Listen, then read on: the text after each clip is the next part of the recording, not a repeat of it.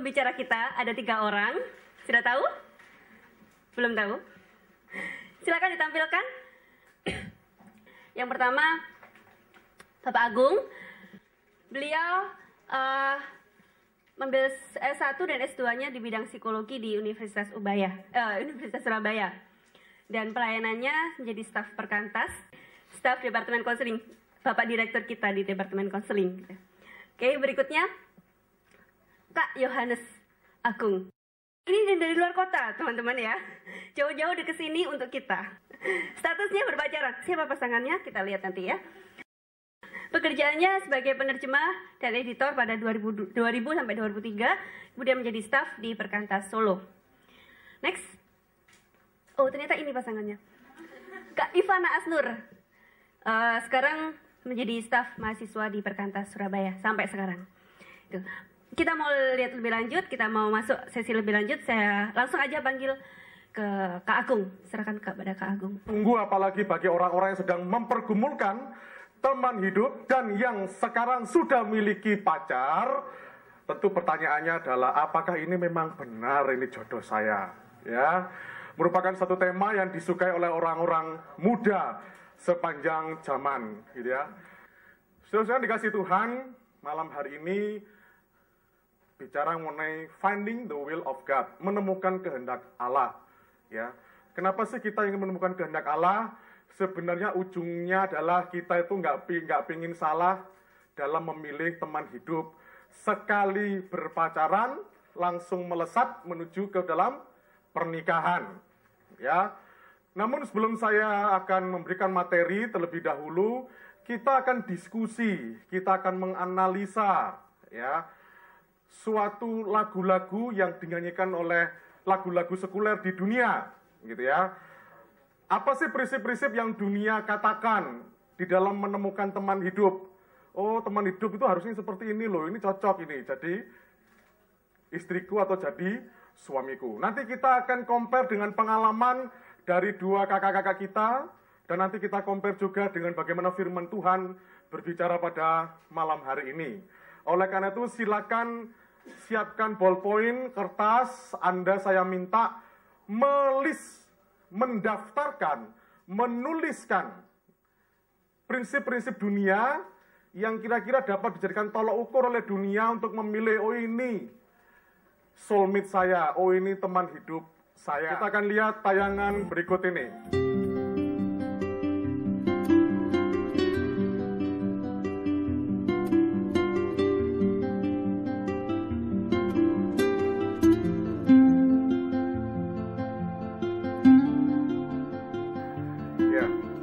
Kita coba dari belakang dulu ya. Kita coba dari belakang. Apakah memang seseorang yang tidak tergantikan, tidak ada yang lain, apakah itu menjadi salah satu kriteria kita bahwa itulah kehendak Tuhan? Ya, dari lagu itu kita bisa melihat bahwa sampai mati dia nggak akan terganti. Prinsip dunia, nggak akan ganti. Berarti tidak boleh ganti, begitu ya. Lalu yang lagu pertama, Since I Found You. Apa prinsip yang dapat Anda dapatkan? Siapa yang tadi sudah mendaftarkan? Cita? Dari Since I Found You. Prinsip apa tadi?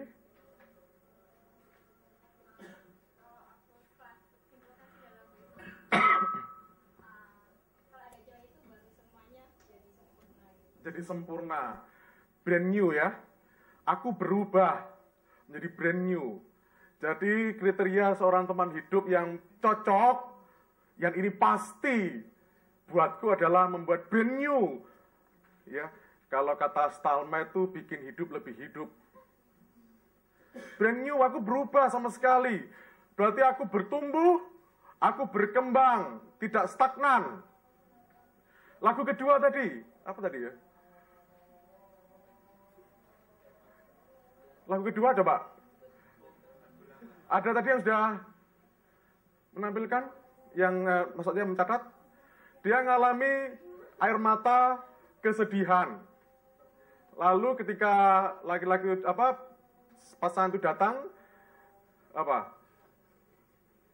my sorrow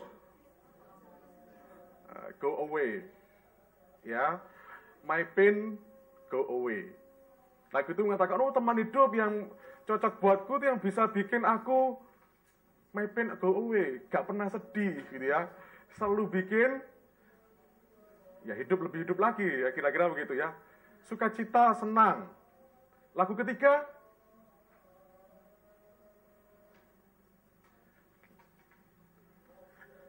yang mana? When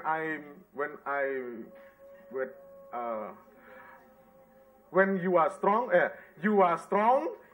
when I'm weak. You are words when I can speak. You are my shelter from the storm. Itu bicara tentang apa berarti?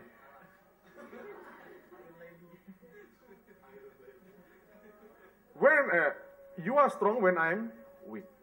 Saling melengkapi each other. Waduh, saking terlenanya sampai lupa semua kata-katanya ya. Kata-katanya bagus sekali sebenarnya. You are strong when I'm weak. You are words when I can speak. Oke, ini seperti antara Musa dan Harun ya. You are words when I can speak, begitu. Pada Fir'aun, gitu ya. Lagu berikutnya.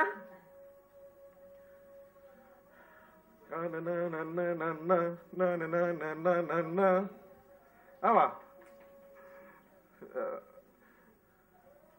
Lagunya Tompi. Apa? Kau membuatku merasakan indahnya jatuh cinta, indahnya dicintai. Kayak apa berarti? Bicara tentang apa? Oh, kalau teman hidup itu membuat aku berbunga-bunga, betul ya? Berbunga-bunga, merasakan eros, merasakan cinta yang menggelegar, cinta yang luar biasa, gitu ya. Lalu berikutnya, When God Made You. Saya tidak tahu apakah ini lagu Kristen atau tidak, tapi dari kata-katanya kok mirip-mirip ya. Ya. Tapi saya tidak tahu latar belakang penyanyinya dan penulisnya masalahnya. Jadi saya cuplek aja. Tapi kalau waktu bicara When God Made You, itu saya kira cocok sekali dengan Alkitab. Pertama apa? God thinking of me when He created you. Jadi mesti mikirin aku dong. Aku mau kemana, maka pasanganku, whenever you are, I will dare to. Betul ya? Wherever you are, I will dare to. Aku mau ikut gitu, ya. Apapun yang kau cintai, aku juga mau cintai gitu ya. Ini seperti Hawa, ini cukup alkitabiah. Hawa mau berada di Taman Eden, apapun yang Adam lakukan di Taman Eden, ya kan? Lalu yang terakhir, lagunya siapa? Marcel tadi ya, sudah semua. Ya. Nah, saudara-saudara, kita sudah menganalisa lagu. Ya, ini lagu-lagu yang beredar. Nanti akan kita compare, apakah ini memang yang Tuhan kehendaki menjadi bagian hidup kita, menemukan kehendak Allah untuk menemukan pasangan yang tepat buat kita.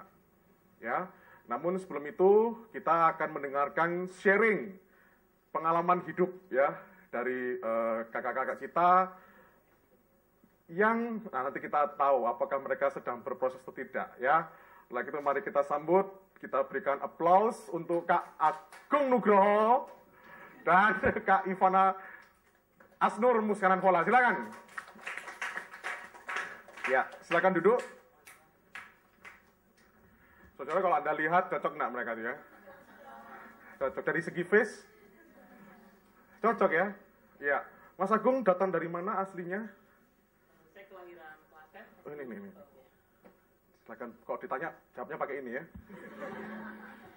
Saya kelahiran Klaten, terus sempat pindah ke Wonogiri, terakhir pindah ke Karanganyar sampai sekarang. Oh, Yohanes Agung Nugroho lahir di Klaten, wong Jawa ya. Nggih. Wah, Mbak Ivana dari mana aslinya, Mbak? Dari Kupang, dari Kupang. Ya, sekarang tinggal di mana? Sekarang di Surabaya. Di Surabaya. Siwalankerto. Di Siwalankerto, luar biasa ya. Berarti orang Kupang asli ya? Ya. Iya ya. Bertolak belakang saudara ya. Satunya Kupang, satunya Jawa. Saya tanya sama Mas Agung sebelum nanti menjelaskan. Kok mau loh jauh-jauh dari Solo ke Surabaya tuh, waduh jauh sekali gitu. Kenapa gitu ya? Tipsnya tuh apa kok jauh dibelani itu gimana itu ya? Nggak ada tipsnya. Nggak ada tipsnya ya. Naik apa kalau ke sini? Naik bis. Naik bis saudara ya. Bayar. Demi cinta bayar ya. Demi cinta bayar. Jadi cinta itu butuh pengorbanan saudara ya. Bayar. Ini satu contoh yang baik. Contoh hidup yang baik bahwa jauh-jauh demi cinta dibelani Solo, Surabaya. Sebulan berapa kali Mas Agung? Rahasia. Lo rahasia. Lo ini namanya talk show rahasia lo. Supaya jadi contoh gimana? Sebulan berapa kali Mas Agung? Sekitar 2 kali. Sekitar 2 kali. Tergantung dompetnya apa tergantung namanya? Tergantung jadwalnya. Tergantung jadwalnya. Oke, saya tidak akan berlama-lama. Ada satu pertanyaan buat Mas Agung Nugroho. Coba ceritakan, awal Anda kok bisa sampai menggumulkan Ivana jauh-jauh lagi gitu. Silakan. Jangan rahasia loh. Baik, terima kasih. Kenal pertama dengan Ivana itu tahun berapa ya? Tahun 2009, karena saya punya kakak tinggal di Surabaya. Terus waktu itu yang saya kenal di Perkantas Surabaya hanya Mbak Yanti. Karena sama-sama di KNPS waktu itu untuk jadi panitia pengarah. Terus waktu main ke rumah kakak, saya sempatkan main ke Perkantas, ya cari Mbak Yanti aja karena kenalnya Mbak Yanti. Itu sama Mbak Yanti diajak keliling ke ruang-ruang dikenalin staf-staf. Dan salah satunya Ivana. Nggak ada kesan apapun waktu itu. Yang ada, wih galak gitu ya. Ya sudah, itu perkenalan pertama. Ketemu kedua itu nggak sempat ngobrol sebenarnya. Waktu itu saya diajak kakak rohani saya waktu Ivana orientasi staff di Salatiga waktu itu. Jadi saya biasa diajak 2010 itu saya diajak Kak Gun ke sana. Terus waktu itu karena ada teman mau telepon saya, terus HP saya Indosat, terus teman saya minta cari HP yang Telkomsel gitu supaya bisa telepon. Saya pinjam ke teman saya yang saya kenal waktu itu, ada staf Manado. Handphone saya rusak, tak pinjamin punya teman saya. Nah, dipinjamkan punyanya Ivana. Itu. Terus saya pinjam, waktu itu Ivana lagi konseling sama Kak Gun kayaknya. Jadi saya pinjam handphonenya aja untuk terima telepon. Setelah itu saya balikin, makasih gitu. Saya sempat catat nomornya, saya bilang terima kasih handphonenya. Gak dibalas. Ya sudah gitu. Saya pikir ini orang nggak ada ramahnya sama sekali. Waktu itu saya mikir begitu. Terus berikutnya karena saya jadi tahu karena Ivana staf Perkantas juga. Biasanya waktu saya lihat ada nama Ivana, saya add friend begitu di Facebook. Tidak dikonfirm juga sampai jadi begitu sampai berapa bulan ya? Sampai lebih dari sebulan saya pikir, mungkin 3 bulan atau apa gitu. Nah ketika udah dikonfirm, waktu sama-sama OL saya sapa aja, terima kasih dulu handphonenya.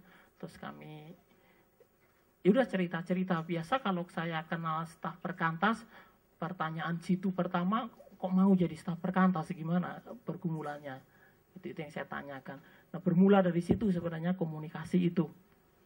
Terus jadi sering kontak. Jadi Ivana ini banyak tanya, orang yang banyak tanya. Saya senang aja dengerin gitu ceritanya. Terus banyak tanya, kadang-kadang tanya lewat email dan sebagainya. Terus mulai lewat SMS gitu. Nah, kesan pertama dengan Ivana adalah saya kan juga cerita kemudian aktivitas saya dan sebagainya. Di bulan pertama SMS-an itu yang saya temukan adalah ini apa itu sosok wanita yang penuh aturan, kira-kira begitu. Karena hidup saya dikritik 1, 2, 3, 4, 5, 6 begitu. Ya, banyak sekali aturannya gitu. Itu membuat saya ketawa, jengkel dan sebagainya begitu. Tapi waktu berlanjut dan sebagainya, tapi saya melihat beberapa bulan itu jadi waktu yang saya melihat ada bagian-bagian hidup saya yang saya pikir berubah begitu. Saya orang yang sangat tertutup. Jadi kemudian ketika sempat ketemu dengan Kak Iis minta tes psikologi ya gitu. Oke gitu. Ya hasilnya sama gitu. Saya tipikal pertapa kira-kira begitu. Jadi semuanya dibawa dalam gua dan sendirian begitu. Direnungkan sampai matang, sampai busuk dan sebagainya. Itu gaya saya gitu. Saya orang yang sangat tertutup untuk bagian-bagian tertentu dalam hidup saya. Gak ada orang yang tahu gitu. Semua saya pendam gitu. Karena Ivana itu pribadi yang sangat berbeda. Semuanya dikatakan. Dan saya belajar di awal-awal itu belajar bagaimana menjadi pribadi yang berani menceritakan semuanya. Terus bagian berikutnya yang saya kenal dari Ivana adalah ini orang yang tegas gitu ya, orang yang tegas kalau punya keinginan, keyakinan Tuhan bicara apa langsung ditaati.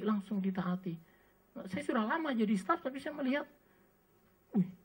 begitu ya gitu ya. Tapi saya belajar sesuatu dari situ. Saya belajar sesuatu tentang ketegasan, kecepatan untuk bertindak dan sebagainya. Aspek-aspek itu saya belajar. Yang berikutnya saya belajar dari Ivana adalah Ivana orang yang sangat mengingat angka, teman-teman ya. Jadi hati-hati dengan kalau punya angka-angka diingat tanggal berapa dan pendoa yang baik sekali. Utang juga ya? Utang kayaknya nggak tahu. Jadi dia sharing tentang apa yang didoakan, dia sharing tentang hari ini Tuhan menjawab pergumulan doa, tanggal sekian, bulan sekian, tahun sekian. Kadang-kadang cerita jam sekian berdoanya. Saya pikir, begitu ya. Saya belajar tentang pengalaman jaminan jawaban doa dan sebagainya, tapi saya tidak melihat contoh yang begitu kental begitu. Begitu ya, jadi menanti Tuhan begitu. Saya ngerti tentang itu dan saya mengalami, tapi itu begitu. Lalu pepatah orang Jawa berlaku akhirnya ya. Witing terseno jalanan soko kulino. Jalanan soko kuliner juga bisa sebenarnya. Mulai tumbuh perasaan suka. Tapi ketika perasaan itu mulai muncul, langsung saya membuat proteksi di dalam diri saya. Lupakan gitu. Itu yang saya pikirkan. Kenapa lupakan? Karena saya nggak pernah kepikiran untuk menikah dengan orang beda suku. Alasan saya simpel. Kalau beda suku, jadi waktu itu saya mulai tertarik. Orang Kupang saya lihat di peta. Itu jauhnya. Saya pikir begitu. Saya search di internet budayanya kayak apa. Waduh. Enggak Tuhan. Hidup saya habis nanti hanya untuk ngurusin pernikahan. Itu yang saya pikirkan. Dan Tuhan enggak deh. Kayaknya nanti saya nggak jadi efektif begitu. Terus bagian berikutnya, yang kedua keberatan saya adalah saya nggak pernah kepikiran sebenarnya untuk kemudian menikah dengan, walaupun sama-sama staf perkantas, tapi di Solo itu penggol gitu aja, ngepek tonggone, maksudnya yang deket-deket aja begitu ya. Itu kepikiran begitu dan jadi yang saya lakukan ini langkah yang paling spektakuler di sana kayaknya gitu ya.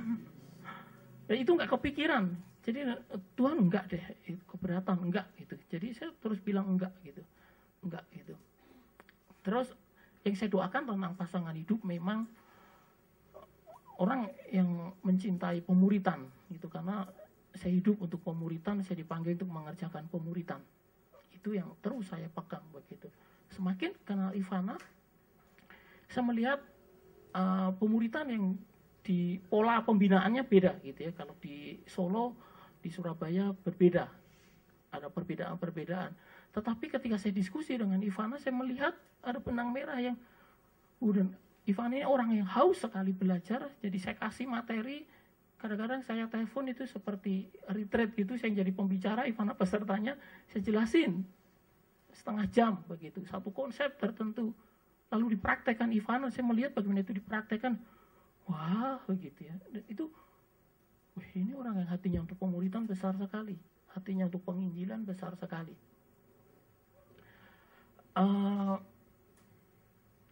Lalu saya mulai bergumul dan sebagainya. Ada beberapa konfirmasi, ada 3 konfirmasi bagi saya. Ya di dalam saya keberatan itu. Sebenarnya ada bagian yang kemudian saya sudah nggak begitu nggak tahan dengan Ivana. Waktu belum ada relasi apapun, belum saling berdoa bersama begitu. Kami sempat belum apa-apa musuhan gitu ya. Jadi musuhan bulan Maret ya. Bulan Maret itu saya bilang sama Ivana, nganu ya, kita atur ya pola komunikasinya gitu, saya mau menata hidupku. Dan Ivana marah sekali. Terus katanya Ivana, aku nggak mau hidupnya Mas Yo jadi rusak gara-gara aku gitu. Nah terus bukan gitu maksudku gitu ya, saya SMS saya jelaskan, nggak pernah dibalas. Saya pikir aku salah apa gitu, nggak dibalas SMS lagi. Sampai akhirnya saya berdoa, ya kalau ini memang cara Tuhan memisahkan kami, ya sudah Tuhan begitu. Karena saya berdoa benar untuk itu. Saya mulai bergumul sendiri. Nah, terus pada satu pagi ketika saya saat teduh, saya diberi hati untuk berdoa untuk relasimu dengan Ivana. Saya berdoa, saya nggak tahu kenapa Tuhan. Saya berdoa lama, saya ingat pagi itu saya habiskan setengah jam hanya untuk berdoa untuk poin ini saja. Tuhan, saya nggak tahu gitu. Lalu saya pergi ke kantor.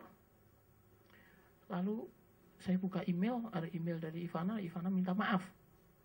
Saya salah mengartikan SMS gitu ya. Bukan ya, email ya, karena saya kirim email waktu itu. Nah, Ivana minta maaf, oh ini Tuhan maksudnya gitu ya. Nah terus Ivana bilang, Mas itu tega banget ya gitu, nggak pernah SMS aku. Wih, enak aja aku SMS berkali-kali nggak dibalas. Nah, dia lupa ternyata nomor saya sudah diblok. Dan baru ingat beberapa waktu kemudian. Tapi terus kami mulai begitu lagi.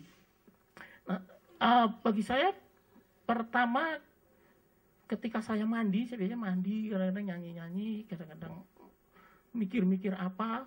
Jadi waktu itu saya sedang marah, sudahlah gitu, sedang marah apa begitu.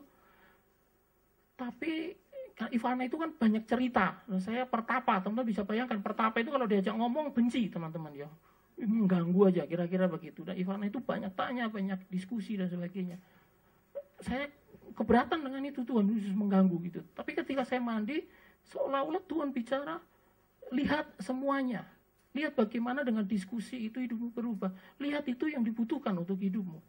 Wih, habis mandi saya SMS Ivana, aku minta maaf gitu ya. Aku melihat bahwa Tuhan bekerja lewat komunikasi itu, sekalipun aku nggak menikmatinya. Ya jelas karena background saya pertapa. Jangan bayangkan pertapa yang beneran di gua teman-teman ya. Tapi saya suka diam merenung begitu. Terus itu konfirmasi pertama. Konfirmasi kedua, ketika saya sedang di kamar sendirian begitu, saya karena pertapa saya suka mengingat-ingat ayat, saya suka memikir ayat begitu, saya suka berdoa, merenung sendiri. Di bagian itu Tuhan tunjukkan, lihat bagaimana aku sediakan orang yang akan melengkapi, kira-kira begitu ya, melengkapi. Jadi saya belajar banyak hal di dalam karakter saya, teman-teman. Karakter-karakter, saya punya janji-janji Tuhan, nanti kalau waktunya cukup bisa diceritakan beberapa hal yang bagi saya itu panggilan Tuhan untuk saya.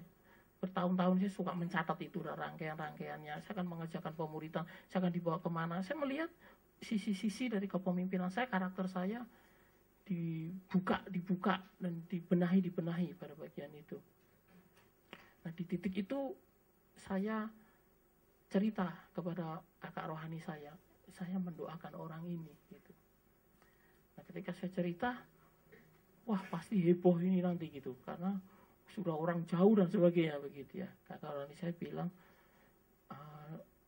doakan dulu, jangan sampai hatimu yang terlalu bergelora, kira-kira begitu ya. Ayo tunggu waktu, diam dulu begitu.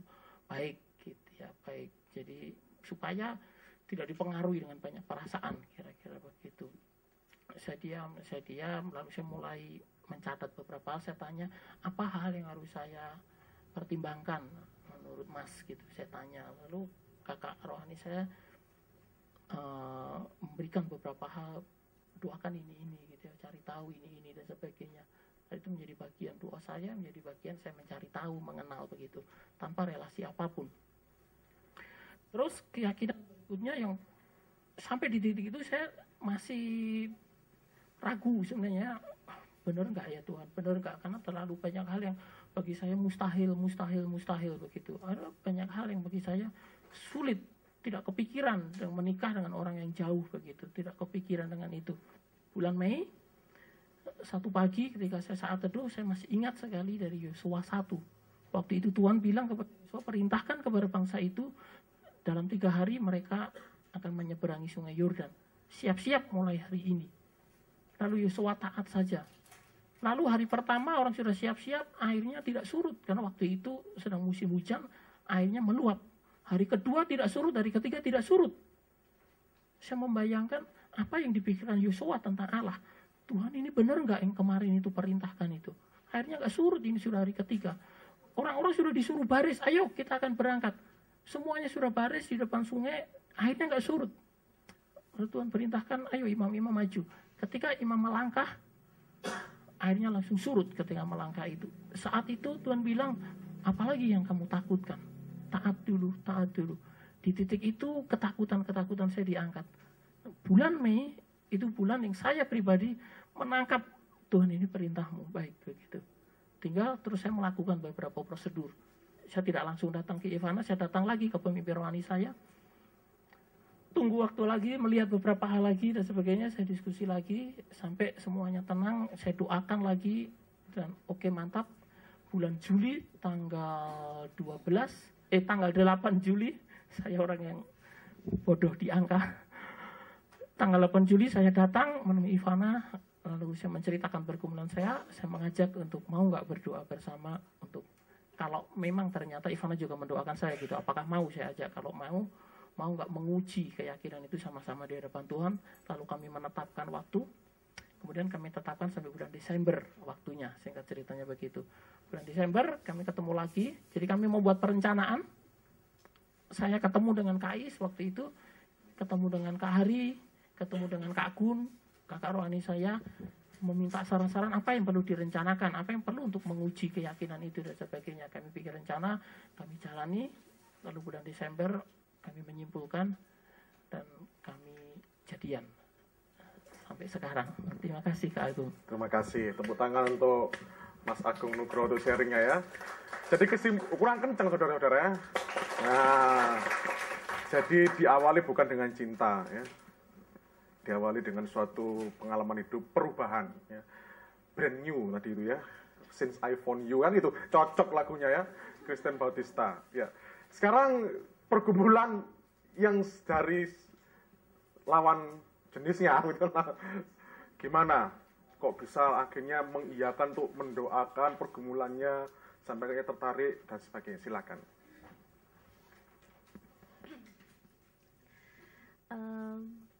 Interaksi yang mulai terjalin itu yang waktu bulan November tahun 2010 itu baru ada interaksi. Sebelumnya kan memang hanya dari Mas Yo aja kan komunikasi, cuman saya ya sudah kan, orang cuma bilang terima kasih ya sudah kayak gitu.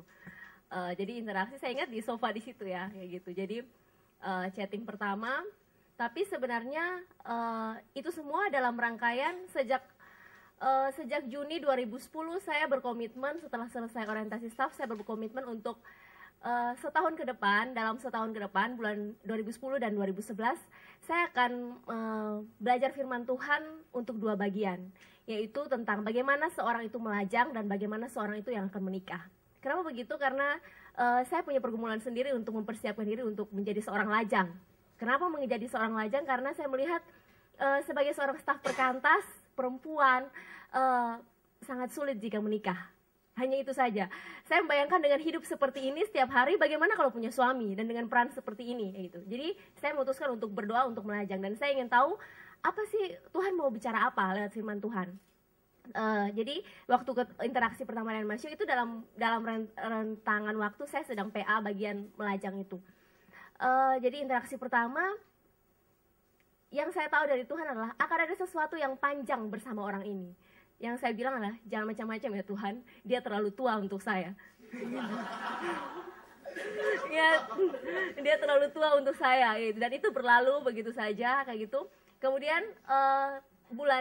di bulan yang sama, bulan November, tanggal 21 November, di sini ada training PA dari Ibu Eda Lam, itu staf perkantas dari luar. Saya menyusul, kemudian acaranya sudah mulai, saya duduk di belakang dan saya melihat ke depan dan saya bilang, Tuhan dia terlalu besar untuk saya. Jadi tidak Tuhan, kayak gitu.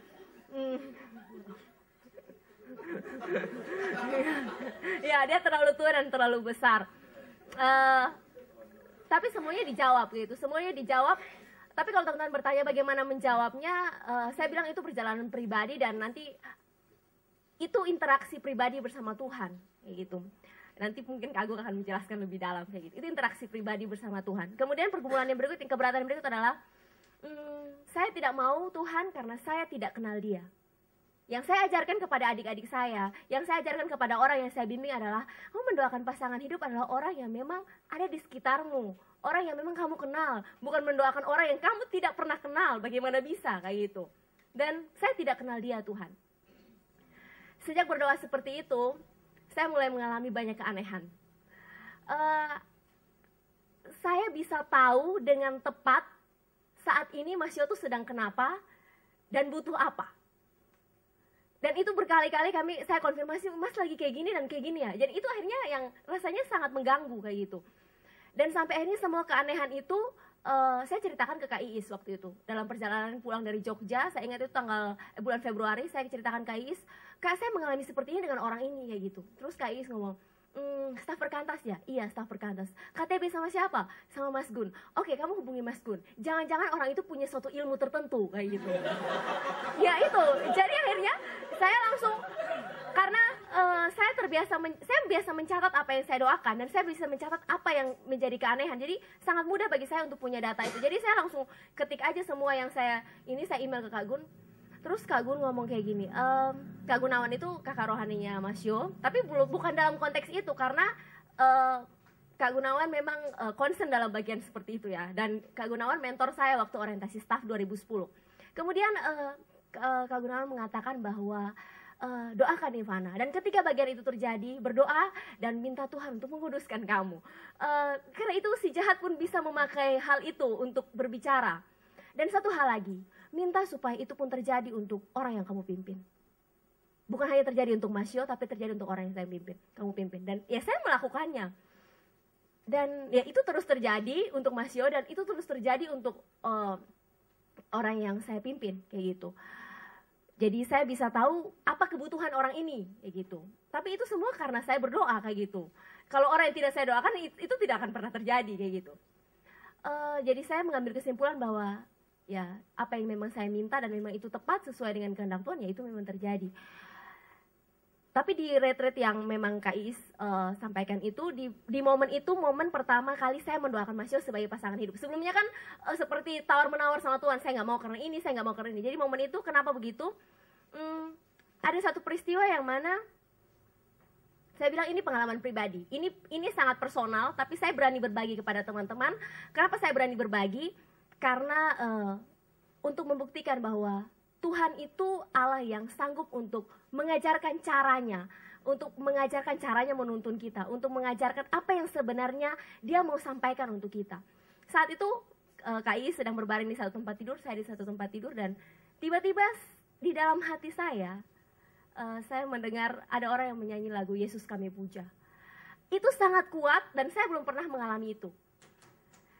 Itu membuat saya bangun dan saya duduk sampai mendengar itu selesai, dan akhirnya saya berdoa seperti ajakan untuk berdoa, dan sudah itu selesai. Terus memang kebetulan waktu itu Mas Yo lagi sakit kayak gitu, dan katanya kalau memang bukan sakit yang biasa sehingga dia mengajak seorang adiknya berdoa. Dan sesudah saya bangun tidur Mas Yo SMS dan bilang bahwa saya konfirmasi, tadi Mas berdoa nyanyi lagu apa? Yesus Kami Puja.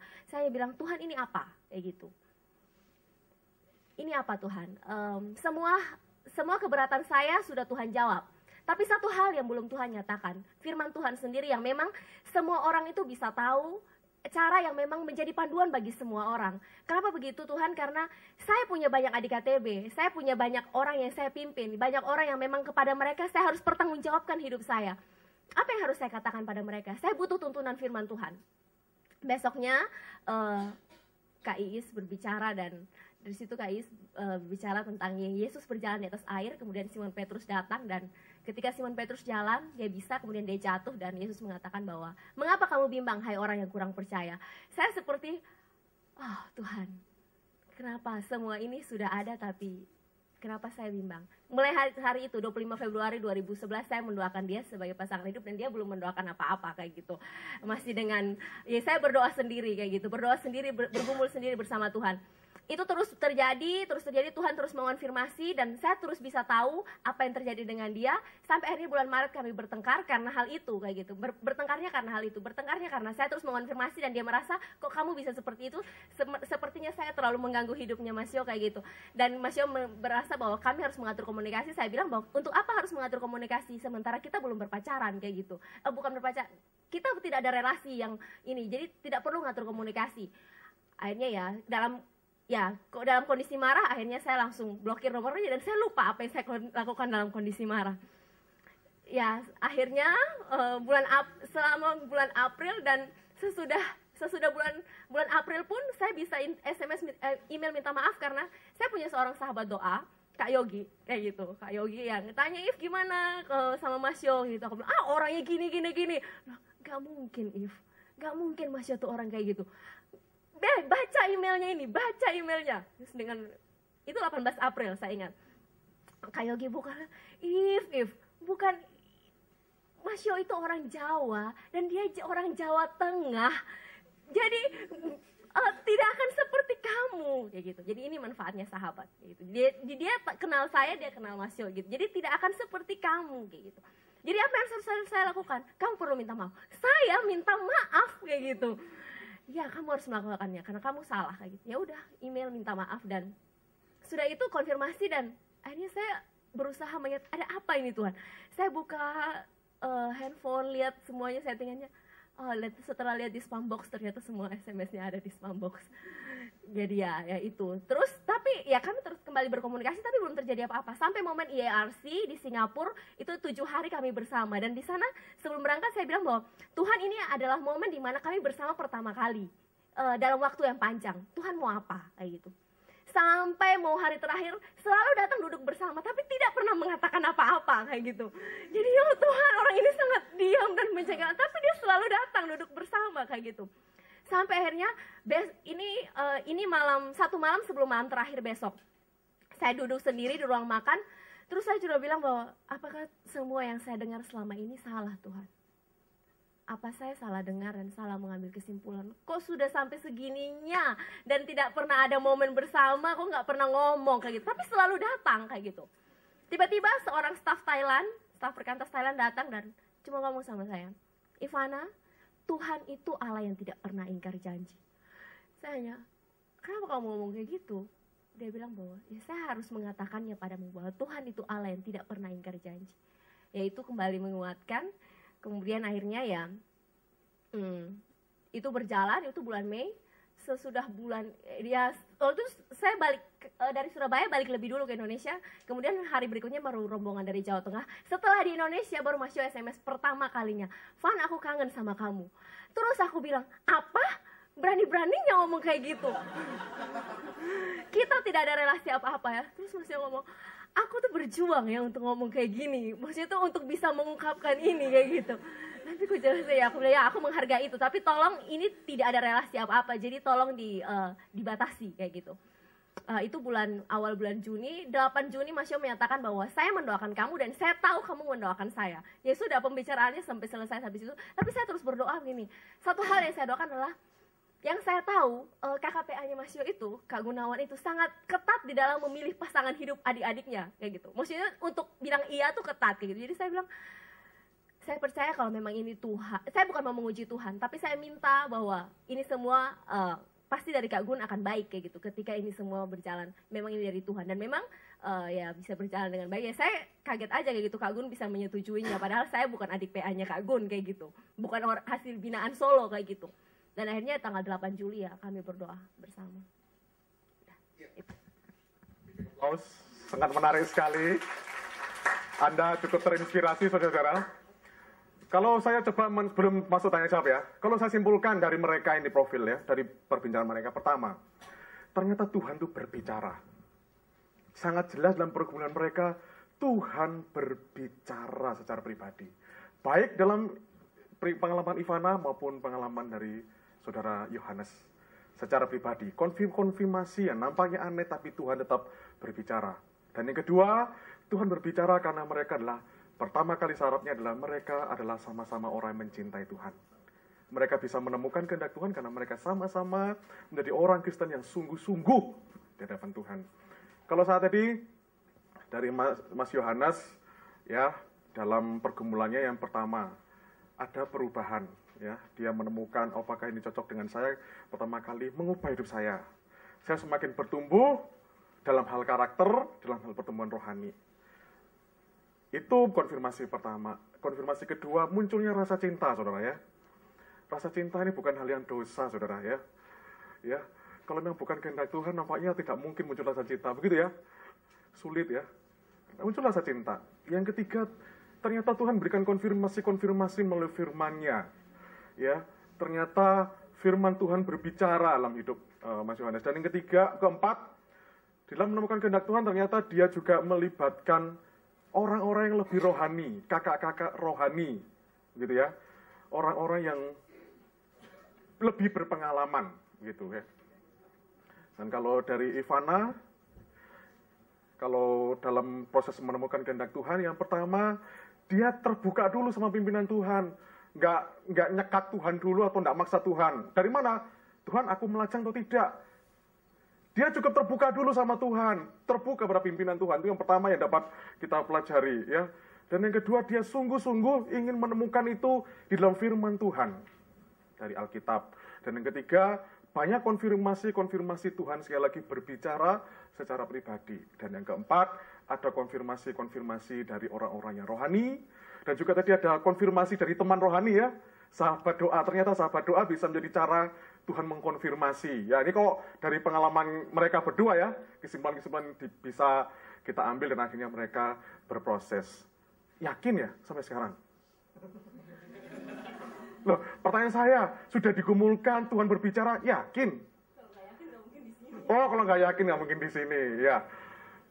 Oke, ada yang mau bertanya, saudara? Nama saya Pandu. Saya mau bertanya kepada Kak Agung. Maksudnya Kak Agung. Yohanes Agung. Kak Agung dan Kak Yohanes dan Kak Ivan. Saya bertanya kepada yang bertiga ya. Ada satu pertanyaan yang pertama, yaitu ke Kak Agung dulu. Ya. Jadi Kak Agung menyebutkan bahwa rasa cinta itu selalu muncul atas kehendak Tuhan. Ya, apakah selalu seperti itu? Jadi itu berlaku untuk semua atau tidak? Terus untuk Kak Ivana dan Kak Yohanes,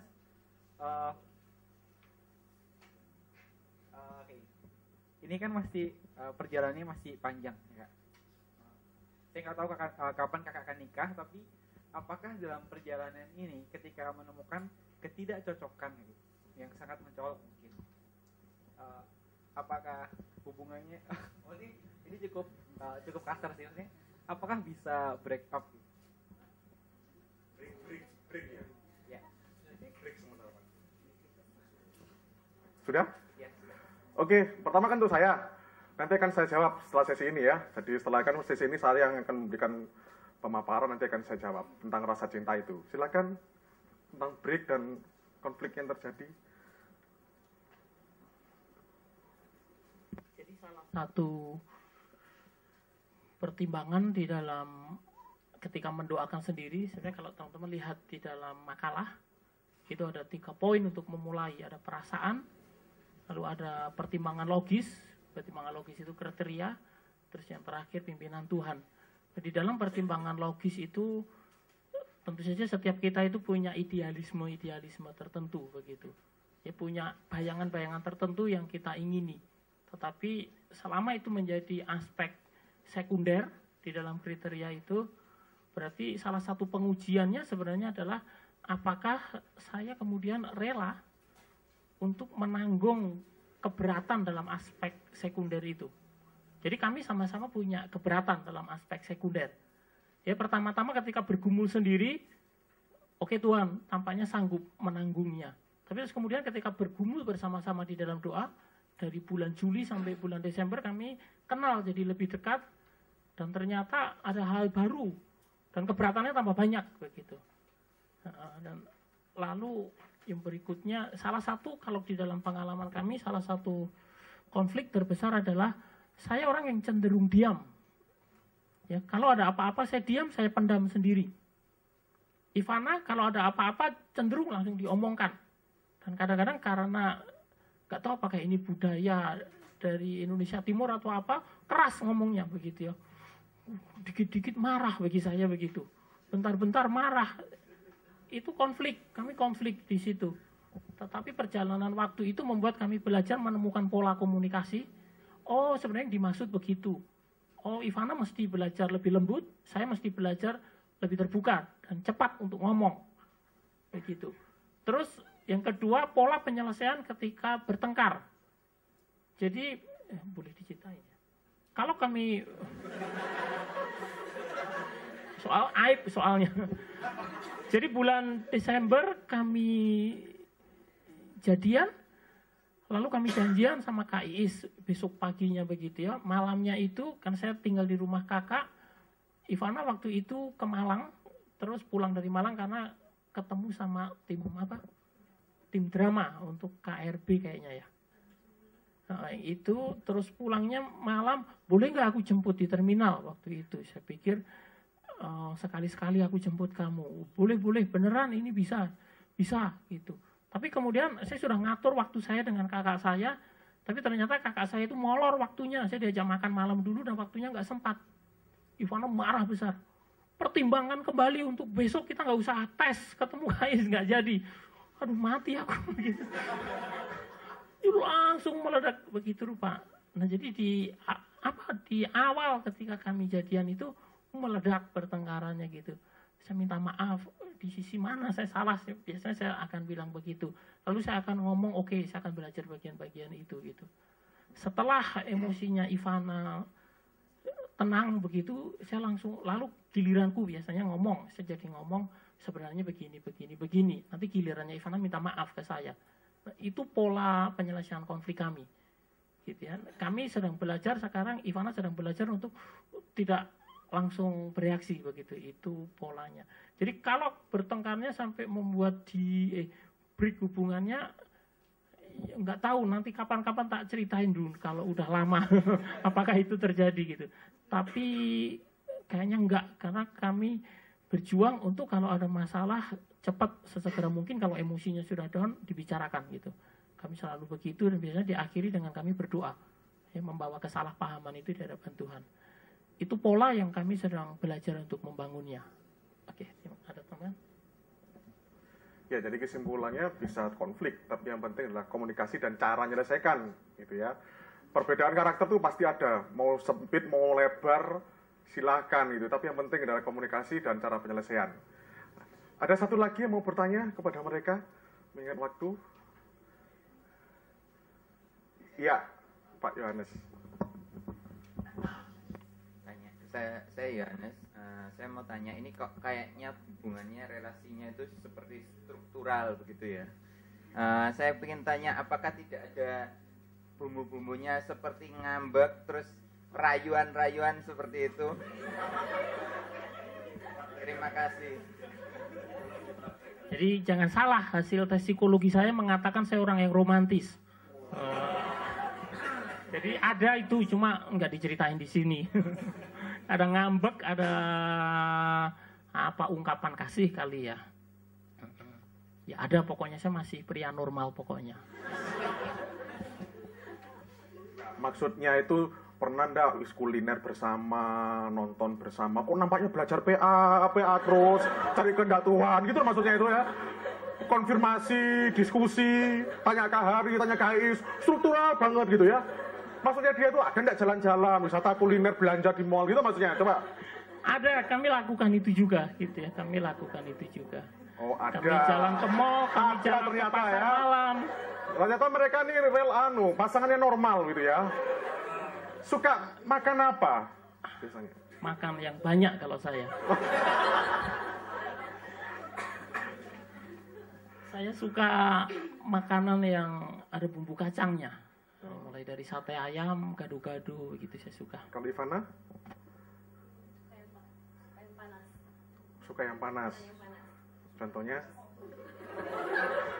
Kompor, setrika, dan Kompor, setrika katanya ya. Makan langsung. Sense of humor-nya ada ternyata ya. Cocok, ini tegas, serius, ini drewesi.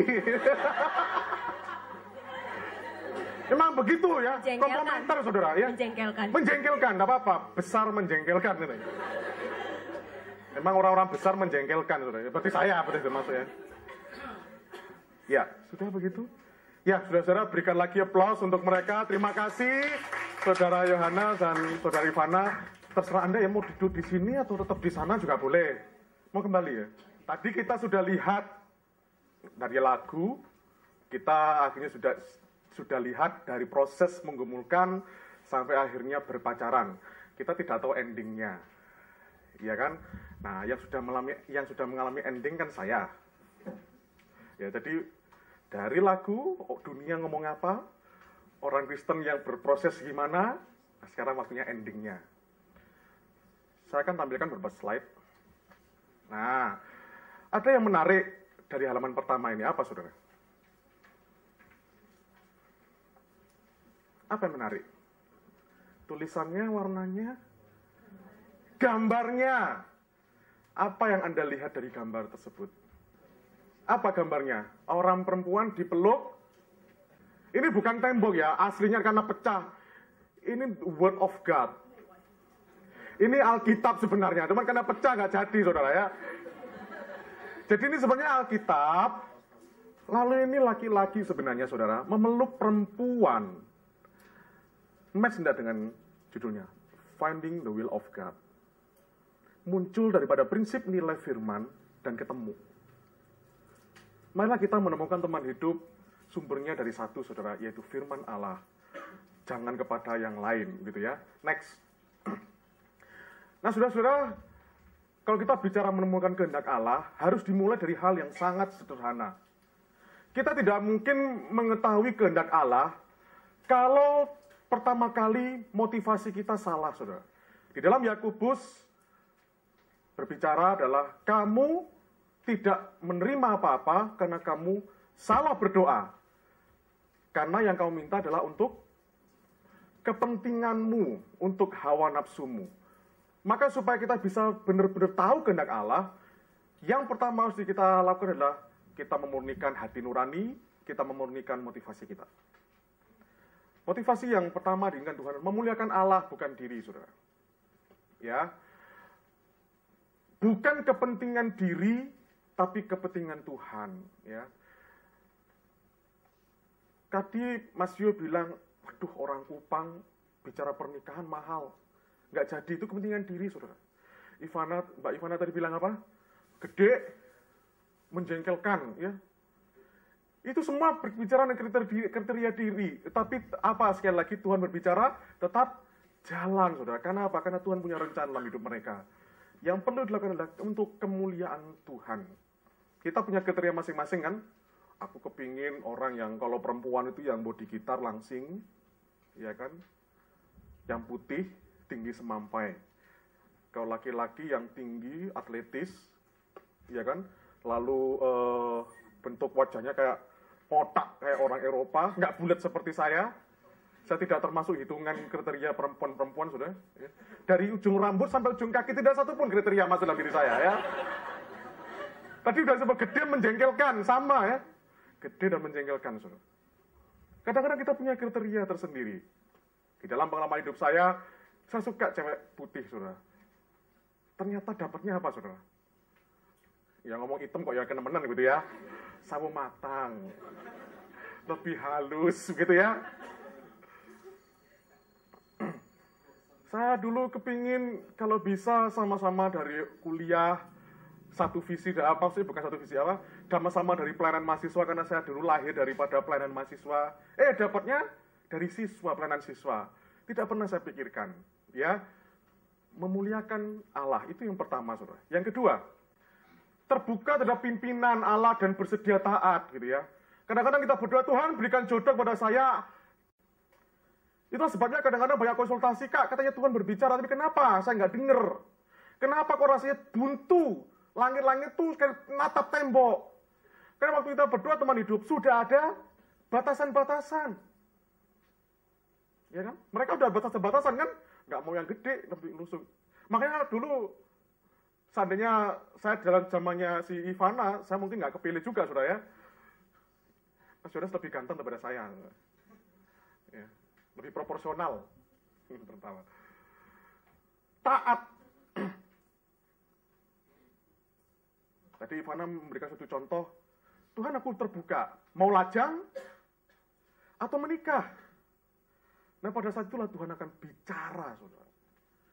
Tuhan akan benar-benar berbicara pada kita, pada waktu kita tidak ada agenda dalam diri kita. Benar-benar kebuka, apapun yang terjadi. Apapun yang terjadi. Saya pengalaman yang baru-baru ini adalah berkaitan dengan pergumulan anak, saudara. Menikah, saya sudah hampir 5 tahun menikah. Ya. Baru dikaruniai seorang anak tadi disebutkan 1-2 bulan. Bergumul, berdoa, tidak ada tanpa jawaban Tuhan. Ada agenda teman dalam diri saya. Pinginnya apa? Pingin punya anak, kan gitu. Harusnya kan bergumul, Tuhan, apakah engkau menghendaki saya punya anak atau tidak? Harusnya begitu, saudara. Tapi dalam hidup saya sepertinya maksa, Tuhan kasih anak ya. Istri saya juga begitu, Tuhan kasih anak ya. Udah begitu lahir semua teman-teman yang sama-sama, malah yang baru menikah udah punya anak ya kan. Duh saya kok belum, iri dan sebagainya. Lalu saya berkemenangan. Saya akhirnya di dalam doa saya bicara, Tuhan, kalau engkau beri saya anak, puji Tuhan. Tidak diberi anak, puji Tuhan. Saya terbuka. Tuhan mau yang mana? Lalu saya ajak istri saya juga membuka diri depan Tuhan. Akhirnya istri saya bisa buka. Lalu saya berdoa, Tuhan, sekarang saya terbuka di depan Tuhan, saya gumulkan, Tuhan bicara apa sama saya? Karena saya sudah terbuka di depan Tuhan. Di dalam saat teduh, Tuhan berbicara, tunggu, jelas bicara tunggu. Lalu waktu bicara tunggu, terus digumulkan dan akhirnya memang kita punya anak. Di dalam pergumulan 4,5 tahun. Saudara, terbuka sama Tuhan, tidak ada agenda, ya. Saya jelas baik pengalaman maupun firman Tuhan, Mazmur pasal 25:12, siapakah orang takut akan Tuhan? Kepada dia Tuhan akan tunjuk jalan. Tuhan akan tunjuk jalan, syaratnya apa? Orang itu akan takut akan Tuhan. Takut akan Tuhan termasuk dalam yang terbuka kepada pimpinan Tuhan. Hormat kepada Allah. Next. Nah, setelah kita terbuka pada Tuhan, motivasi kita benar di depan Tuhan, baru kita berbicara poin yang lebih dalam, yaitu mengenal kehendak Allah. Nah, saudara, kehendak Allah itu dibagi menjadi 2 bagian. Yang pertama, kehendak Allah bagi semua orang percaya, ini berlaku bagi kita semua, saudara. Ya, misalnya perpuluhan itu semua berlaku, memberitakan Injil semua berlaku. Ya, itu berlaku bagi semua orang percaya. Ya, baik untuk Mas Yo, Ivana maupun saya, semua berlaku. Ya. Yang kedua, kehendak Allah bagi pribadi orang percaya. Pergumulan mereka itu masuk yang kedua. Kehendak Allah bagi pribadi. Kamu mau kerja di mana sih? Jodohmu siapa sih? Ini kehendak Allah bagi pribadi orang percaya, saudara. Yang pertama harus dilakukan untuk kita mendapatkan yang kedua. Seringkali kita tidak bisa dengar suara Tuhan, karena apa? Yang pertama nggak dilakukan dulu. Syarat kita bisa mengerti Allah berbicara kalau kita sudah melakukan apa yang Tuhan kehendaki bagi semua orang percaya. Gimana kita bisa tanya kepada Tuhan, Tuhan ini jodoh saya, mau perpuluhan aja enggak? kasih, betul nggak? Bagaimana kita bisa tanya sama Tuhan, Tuhan apakah ini benar jodoh saya? Pelayanan aja kagak, memuridkan aja tidak. Mereka adalah orang-orang yang saling memberitakan Injil, mereka adalah orang-orang yang saling memuridkan. Nah, plop, akhirnya Tuhan berbicara kepada mereka. Yang pertama ini wajib dilakukan, baru yang kedua Tuhan akan berikan. Berikutnya, kehendak Allah bagi pribadi tidak bertentangan dengan kehendak Allah bagi semua orang percaya. Mengerti? Gak mungkin Tuhan bicara, saya pacaran dengan orang non-Kristen, lalu saya bisa mengklaim, Tuhan bicara, ini jodoh saya. Tidak mungkin. Karena apa? Berarti ini bertentangan dengan kehendak Allah bagi semua orang percaya. Kehendak Allah bagi semua orang percaya apa? Seiman. Ngerti mau saya? Maka kehendak Allah bagi saya pribadi tidak mungkin bertentangan bagi kehendak Allah untuk semua orang. Yang semua tertera di dalam firman Tuhan. Ya. Nah saudara, kehendak Allah bagi semua orang percaya itu tertera dalam Alkitab. Semua yang ada di dalam Alkitab itu kehendak bagi kita semua. Ya. Perpuluhan, pelayanan, memberitakan Injil, memuridkan, menolong orang lain, bermurah hati, dan sebagainya. Kehendak Allah bagi pribadi melalui hubungan pribadi yang intim dengan Allah. Ini penting. Prayer request. Tuhan nggak akan pernah berbicara kepada kita kalau kita tidak sungguh-sungguh memperhatikan hal yang kedua. Waktu-waktu devosi, saat teduh, berdiam diri di hadapan Tuhan, ya, hening, sangat penting. Ya. Tuhan akan berbicara jelas melalui ini. Berikutnya, ini beberapa ayat, saudara ya. Saya akan bacakan Mazmur 25:12 tadi sudah. Nah, ini Mazmur 32 ayat 8 untuk mengkonfirmasi bahwa Tuhan itu masih berbicara kepada setiap pribadi. 32 ayat 8, aku hendak mengajar dan menunjukkan kepadamu jalan yang harus kau tempuh. Jadi secara pribadi Tuhan tetap mau menunjukkan jalan yang harus kau tempuh. Seperti apa sih, Kak, Tuhan bicara? Apakah memang Tuhan ngomong, Ivana ini jodohmu? Bukan, saudara, banyak hal. Ya, kadang-kadang begini, konfirmasi dari orang lain itu seperti memberikan apa ya? Kalau orang psikologi bilang, aha, ngerti ya? Apa itu namanya aha itu ya? Yang tidak pernah kita pikirkan, tapi itu kira-kira memberikan suatu inspirasi yang tiba-tiba, gitu ya? Orang ngomong langsung, ah ini dia. Ini dia. Kadang-kadang Tuhan bicara seperti itu, saudara. Ya. Atau kadang-kadang melalui firman, kok ayat ini berbicara kuat ya seperti saya, terhadap saya. Pada waktu saya bergumul menjadi staf perkantas, saya tidak mau jadi staf perkantas, saudara. Kenapa? Biasa ya, madesu ya, masa depan suram, pikir saya jadi staf perkantas makan apa? Ya kan, saya belajar psikologi kan bisa hidup lebih baik, gitu ya. Tapi sebelum Tuhan panggil jadi staf perkantas, saudara, waktu saya skripsi, saat teduh saya itu bicara mengenai pemeliharaan hidup. Elia dengan burung gagak. Terus janda miskin yang Elisa di Sarfat. Pokok seminggu tuh bicara masalah makanan dicukupkan Tuhan secara tiba-tiba. Saya mikir, apa maksudnya Tuhan gitu ya. Tapi kok seminggu terus seperti ini? Ini pasti ada sesuatu. Dan setelah saya mengambil, oke, Tuhan, saya mau kepingin tahu apa yang Tuhan mau melalui satu saya. Ini berbicara kuat dengan saya. Seminggu bicara terus kepada saya. Terus Tuhan kasih, saya tuh mulai tertarik dengan kehidupan staf ya. Gak duit, gak punya uang tapi kok seneng. Gak punya uang kok tambun-tambun gitu ya. Hidup senang meskipun gak ada uang. Hidup senang meskipun gak ada jaminan. Senang sekali, saya tertarik sekali. Luar biasa kehidupan staf perkantas itu. Itu menarik saya, saudara. Dan akhirnya suatu saat, tanpa saya sadari, Kak Hari ngomong begini. Udahlah jadi staf perkantas. Tiba-tiba ngomong gitu, saudara. Oh enggak Kak, enggak. Saya menolak, saudara. Enggak, gitu ya. Kari terus mengingatkan, ya, ayolah jadi staf perkantas, gitu ya. Akhirnya ya sudah menyerah sama Tuhan. Saudara, kadang-kadang melalui firman Tuhan itu bicara. Seminggu kadang Tuhan bicara itu terus temanya ya. Berarti ada sesuatu, saudara. Ya, ada sesuatu. Roma pasal 12 ayat 2. Janganlah kamu menjadi serupa dengan dunia ini, tapi berubahlah oleh pembaruan budimu, sehingga kamu dapat membedakan mana kehendak Allah. Kita bisa membedakan kehendak Allah kalau ada pembaharuan budi. Pembaharuan budi itu misalnya adalah maksudnya pikiran yang terus-menerus diperbarui oleh Alkitab.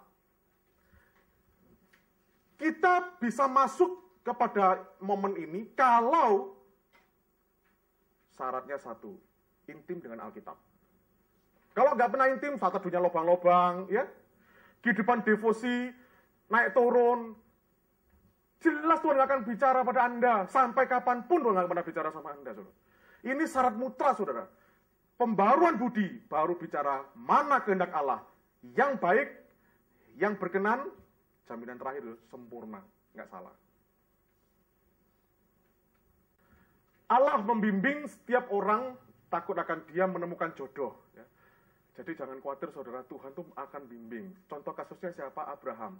Kalau Anda lihat Kejadian pasal 24 ayat 7, Kejadian pasal 24, itu cerita bagaimana Abraham tuh nyuruh bujangnya namanya Eliezer tuh cari jodoh buat Ishak anaknya. Jadi Tuhan berperan untuk menemukan lu jodoh buat kamu. Kalau Anda kepingin tahu bagaimana Tuhan, prinsip-prinsip untuk menemukan jodoh yang spesifik, PA dari Kejadian pasal 24. PA dari Kejadian 24, kita akan tahu prinsip-prinsip firman Tuhan untuk mengcover ini jodohku Tuhan kehendaki itu tidak secara spesifik. Ya. Tuhan Allah yang mempunyai langit, dialah juga akan mengutus malaikatnya berjalan di depanmu, sehingga engkau dapat mengambil istri dari sana untuk anakku. Jodoh. Lalu Laban dan Betuel menjawab, semuanya ini datang dari Tuhan. Ya. Jadi Tuhan akan bimbing kita untuk menemukan jodoh. Tapi lihat ya, Abraham nyuruh bujangnya untuk cari jodoh. Jadi jangan nunggu, ya katanya Tuhan bimbing gitu ya. Merem aja deh, nanti kan tiba-tiba kalau siapa di depanku, nah ini jodohku. Tidak, yang laki-laki mesti harus searching dong ya. Bermain. FB, ya, Twitter, persekutuan, semua dipakai jadi sarana menemukan. Persekutuan di gereja, semua dipakai. Seminar seperti ini, ya. Semua dipakai jadi sarana untuk menemukan, ya. Tidak pasif, harus aktif, saudara. Percayalah Tuhan akan pimpin kita, malaikat berjalan, menolong kita menemukan teman hidup yang Tuhan kehendaki. Jadi jangan khawatir, ya. Next, nah, baik. Kita akan masuk berikutnya, kehendak Allah bagi orang percaya, saudara. Kehendak Allah bagi orang percaya ini berlaku untuk semua orang. Sebelum kita menemukan kehendak khusus, kita harus menemukan dulu kehendak umum bagi orang percaya. Kalau seleksi, saudara ya, kalau seleksi dari satu gereja ada laki-laki 500. Dari 500 itu, kehendak Allah yang umum bagi orang percaya itu menjadi syarat pertama seleksi gugur atau tidak. Dari ini kita lihat, oh ternyata dari 500, yang terseleksi dari ini nanti adalah tinggal 10. Nah, dari 10 itu kita akan tahu mana kehendak Tuhan bagi kita. Itu nanti ada saya berikan beberapa dari Alkitab, kehendak khusus bagi kita. Kehendak Allah bagi semua orang percaya. Yang pertama, saudara, bekerja. Jadi kalau dari semua kumpulan orang Kristen laki-laki ya di persekutuan Anda di gereja, kalau ada yang tidak bekerja nganggur, jangan tanya Tuhan ini jodohku atau tidak. Langsung gugur. Nggak usah tanya Tuhan, apalagi konfirmasi dari saya, nggak perlu saudara, gugur. Yang tidak bekerja, gugur. Itu yang pertama. Yang kedua, berkaitan dengan pekerjaan. Bekerja sesuai dengan panggilannya. Artinya apa? Dia tahu, arahkan saya, aku mesti kerja apa.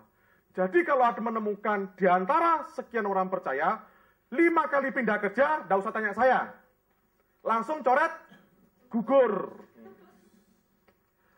Ya. Mereka tidak usah tanya, karena mereka tahu staf perkantas visinya jelas memuridkan. Lalu dia memuridkan. Wah, mereka langsung, oh ini masuk kriteria, saudara. Untuk yang umum-umum gini tidak usah tanya Tuhan, saudara. Ini umum soalnya yang Tuhan kehendaki, ya. Tidak usah tanya, apalagi non-Kristen, Tuhan ini jodoh saya atau tidak, udah. Nggak usah ditanya, gugur langsung itu, ya. Coba lihat. Tuhan Allah mengambil manusia itu dan menempatkan dalam Taman Eden untuk mengusahakan dan memelihara taman. Mengusahakan memelihara taman ini berkarya sesuai dengan panggilan Allah bagi Adam. Ini kehendak Allah bagi laki-laki. Hei laki-laki, supaya engkau dapat dipilih perempuan, maka engkau harus tahu panggilanmu.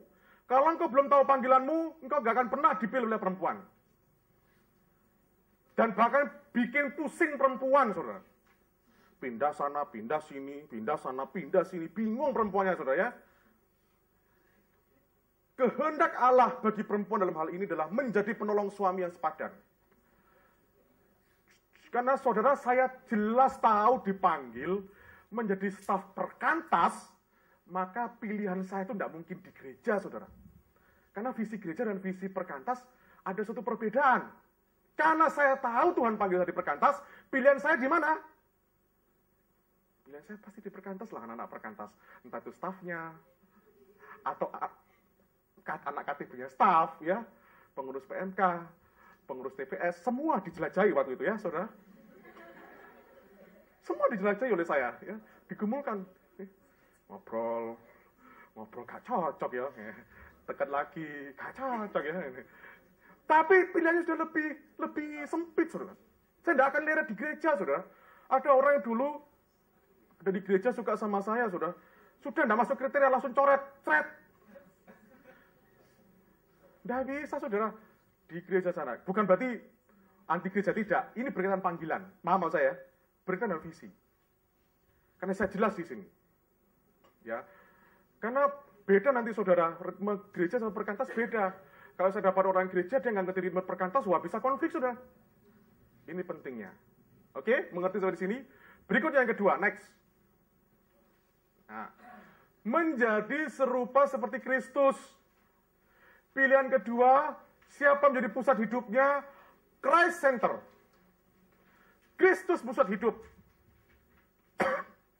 Bukan berarti kalau Kristus pusat hidup, Anda mesti milih semua laki-laki atau perempuan yang punya kalung salib, saudara. Apalagi bandulnya besar.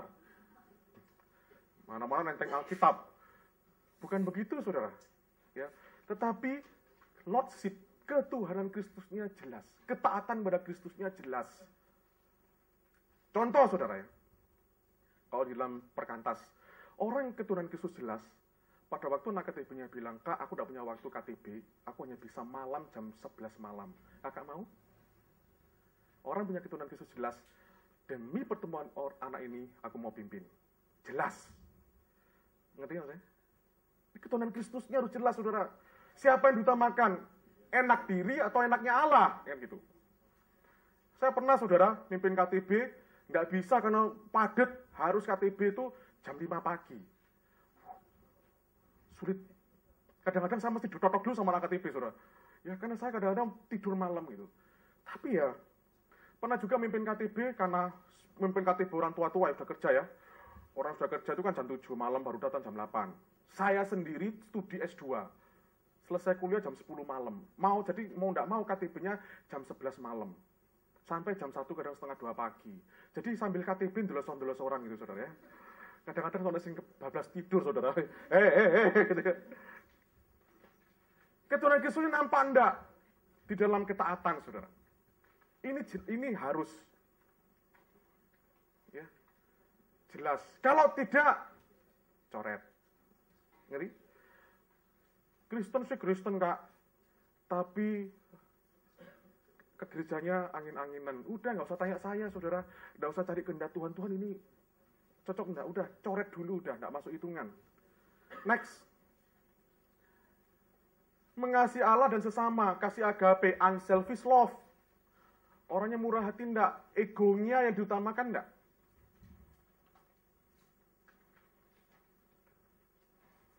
Dimintai tolong, ada banyak alasan.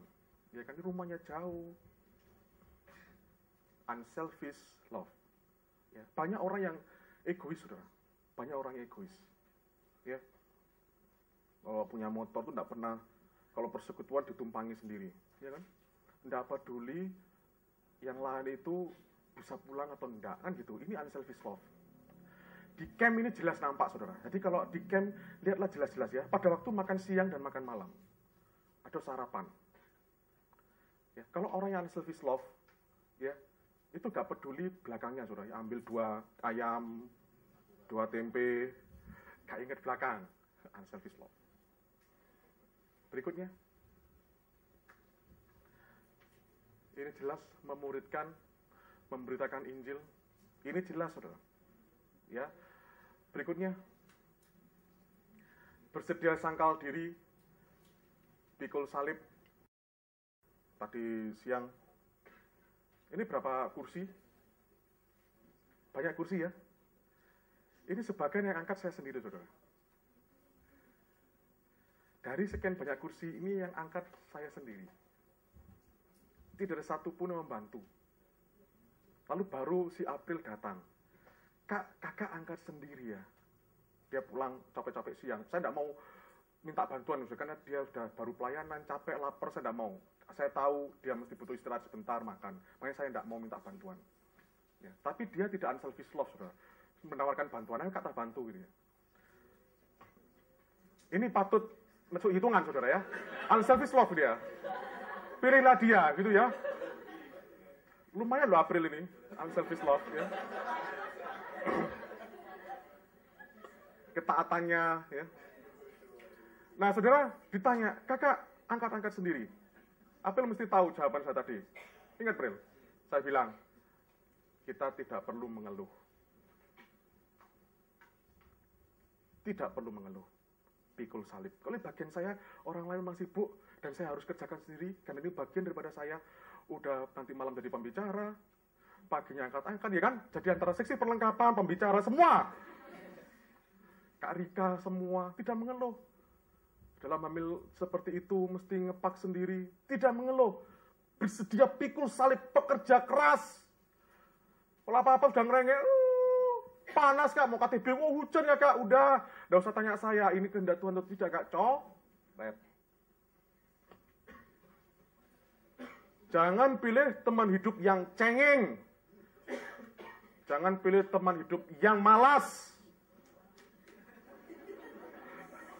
Coret langsung ya, tinta merah, tebel di bold, italik.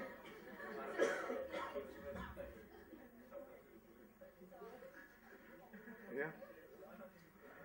Makanya kalau Anda pilih teman hidup di PMK atau di TPS itu cocok, saudara. Kenapa? Kan udah nampak pekerja kerasnya. Ya, kemarin saya lihat Chris itu. Chris ngapain? Jualan kak. Panas-panas tuh jam tadi siang ya. Mau jualan kak? Bawa apa namanya nasi, nggak tahu dia mau nasi bungkus 1 kerdus siang-siang begitu ya, panas-panas tapi dia mau jualan gitu. Pekerja keras itu seperti itu loh, sudah dipilih. Pekerja keras mau pikul salib, mau sangkal diri. Ya. Berikutnya sudah. Nah, setelah kita memenuhi semua kriteria tadi, kan tadi sudah lebih sempit kan? Sekarang saya bawa Anda menuju ke tempat yang lebih sempit lagi. Tanda khusus. Ini benar-benar khusus dari Alkitab. Kalau kita ingin menemukan, ya inilah jodoh kita. Apa tanda khusus itu? Yang pertama, saudara, ini yang tadi ditanyakan oleh Pandu. Tuhan tuh mesti kasih cinta lah, saudara. Ya, nggak mungkin. Misalnya, saya sama, maaf, ini namanya Agatha, saudara Agatha. Dia cinta Tuhan, cinta Tuhan. Memuridkan, anak KTB-nya luar biasa. Unselfish love, luar biasa. Pekerja keras, luar biasa dia, saudara. Ya, apalagi? Apa tadi ya? Kriteria saya lupa tadi. Ya, mau sangkal diri. Pokoknya dari yang semua yang umum, top BGT deh ini Agatha. Saya kagum sama dia. Bener, saya kagum sama dia. Tetapi, saya tahu, saya nggak mungkin jodoh sama dia. Kenapa? Nggak ada rasa cinta kok. Understand? Kalau memang itu jodoh yang Tuhan berikan pada kita, ada eros. Tidak mungkin dong mereka ini ditentukan Tuhan. Tuhan jalan terus kalau nggak ada eros. Betul ya? Betul. Masa dia eros sama saya? Nggak mungkin, saudara ya. Bahaya. Erosnya harus lawan jenis ya. Kalau nggak lawan jenis, salah nih. Jadi eros, cinta itu bukan yang salah, saudara. Kita itu tahu ini jodoh daripada Tuhan. Kalau yang tadi itu dipenuhi dulu ya. Yang tanda-tanda untuk semua orang percaya itu dipenuhi dulu. Setelah itu dipenuhi, Lingkungan kita dipenuhi oleh orang-orang gitu, baru kita tahu. Yang pertama, kan enggak. Kenapa, saudara? Di dalam pernikahan itu melibatkan seks, saudara. Lah kalau namanya melibatkan seks, kalau ada rasa cinta, gila, saudara. Betul ya? Jangan berhubungan seks, tak pegang aja nanti bilang, Kak Agung ini ngapain sih pegang-pegang? Udah gede menjengkelkan lagi.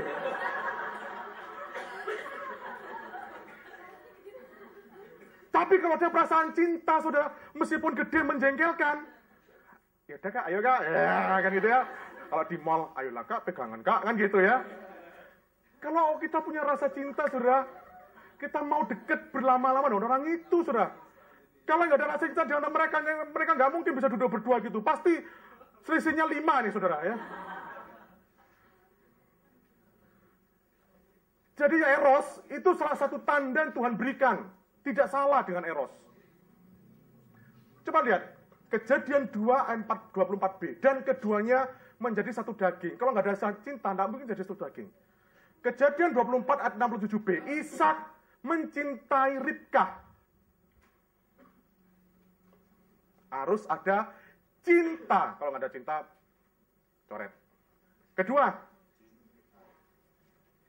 kesamaan visi, saudara. Wherever you go, I will be there too. Saya ingat salah satu alumni Perkantas yang pernah kuliah di Petra. Dia jelas pimpinan Tuhan, bahwa dia harus kembali ke Kupang. Harus bekerja di Kupang untuk mengembangkan pelayanan di sana. Dan dia ingin kerja, ingin memberkati Perkantas di Kupang.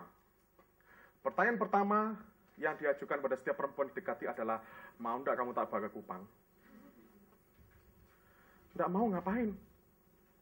Ya. Mau? Kalau mau di Kupang? Harus mau. Kesamaan visi, saudara. Pada waktu saya dulu dengan istri saya, untuk ngetes pertama kali, untuk mencari ini jodoh saya atau tidak, adalah pertama kali adalah, saya tunjukkan, aku staf Perkantas loh. Sebulan aku digaji segini loh. Mau enggak? Mau enggak? Dan saya tidak mungkin, saudara, pendekatan kepada cewek seperti Tamara Blesinski. Udah tuh pasti saya coret, saudara. Karena gaji saya tidak nutut. Untuk bedak, bedai dia, gincunya ya sudah habis.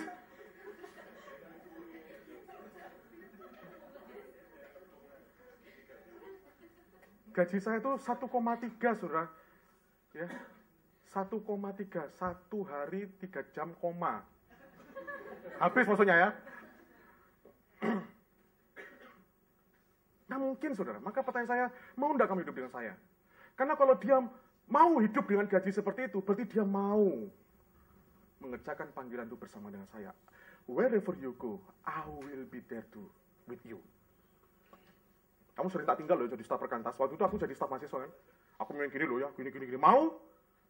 Mau. Jawabannya, tukang becak aja bisa kok mas menghidupi anaknya. Oh, bijaksana kata-katanya ya. Tukang becak aja bisa nyekolahkan anak-anaknya loh mas. Wah hebat ya. Lolos. Berarti lolos, belum saya nyatakan cinta. Lolos ya. Luar biasa. Kesamaan visi itu penting. Maka, kalau berkaitan visi, laki-laki harus jelas dulu panggilannya. Aku ini mau jadi apa? Kalau aku jelas aku dipanggil menjadi seorang tentara Dinas Angkatan Laut yang sering keliling laut, pertanyaan kepada calon istri apa? Mau sering tak tinggal 1 bulan? Bisa kamu hidup dengan saya? Itu pertanyaan urgent dan penting. Kalau memang Tuhan kehendaki itu jodohmu, pasti jawabannya bisa. Understand? Paham? Berikutnya. Ini spesifik ya, artinya ini dari Alkitab untuk memastikan ini kehendak Tuhan atau tidak. Menjadi teman diskusi, saudara. Melibatkan komunikasi dan tukar pikiran yang hangat dan nyaman. Perhatikan, Kejadian 2:20. Manusia itu memberi nama kepada segala ternak. Tapi baginya sendiri, ia tidak menjumpai penolong yang sepadan dengan dia. Next. Kata sepadan, dalam bahasa Ibrani-nya itu neget, ya, bukan nugget ya, neget. Berarti before atau in front of, di depan. In front of, saya dengan Agatha, in front of. Jika pada 20 dia tidak menjumpai makhluk yang before, tadi kan kata-katanya tidak menjumpai orang yang sepadan, artinya dalam bahasa Ibrani-nya tidak menjumpai makhluk yang before atau in front of, itu bukan berarti yang di depan, karena di depan Adam itu kan ada harimau, babi, gajah, ngerti ya? Jadi nggak bisa menerjemahkan in front of atau before itu yang di depannya Adam, enggak saudara. Berarti kalau begitu in front of, itu bukan hanya di depan dia secara fisik, tapi yang bisa diajak ngomong. Masa babi bisa diajak ngomong? Kalau bisa diajak ngomong, bisa diajak tukar pikiran, saudara. Mengerjakan panggilan, saudara. Pada waktu Adam mau menamai, ini dinamai babi atau gajah? Tanya sama harimau. Bisa jawab harimau? Gak bisa. Makanya Adam, aku belum menemukan teman yang tak ajak ngomong, tukar pikiran dulu.